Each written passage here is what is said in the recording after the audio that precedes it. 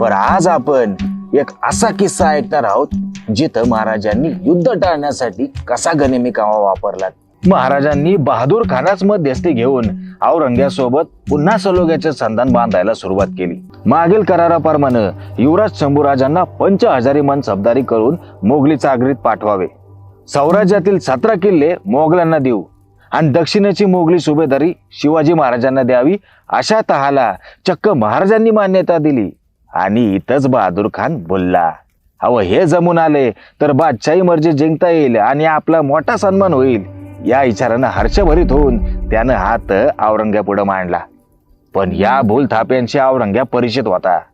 त्यामुळं त्यानं सावध पवित्रा घेऊन मलिक बरखुरदार आणि काही आणखी जवळच्या माणसांना शिवाजी महाराजांकडे पाठवायला सांगून तहाच्या कलमांवर सह्या आणायला सांगितल्या. आता महाराज एक पत्र बहादूर खानाला पाठवणार.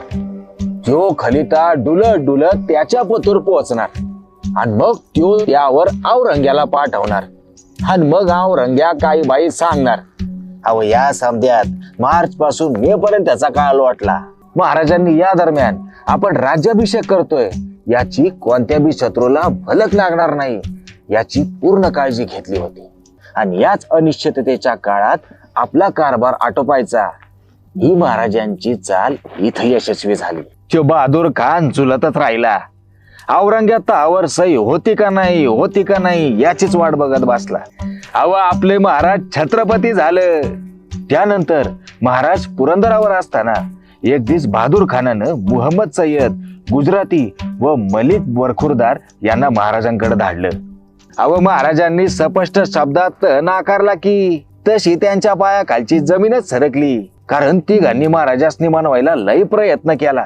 पर महाराज संतापलं, त्यांच्यावर कडाडलं. ताबडतोब आल्या पावली माघारी निघा अन्यथा अपमान केला जाईल असं खडं बोल त्यांनी सुनावलं. मग गप गुमान मान खाली घालून खानाला आणि बादशाला कोणत्या तोंडानं सांगायचं याचा विचार करत निघून गेली. काय हाय का तोड महाराजांच्या चातुर्याला.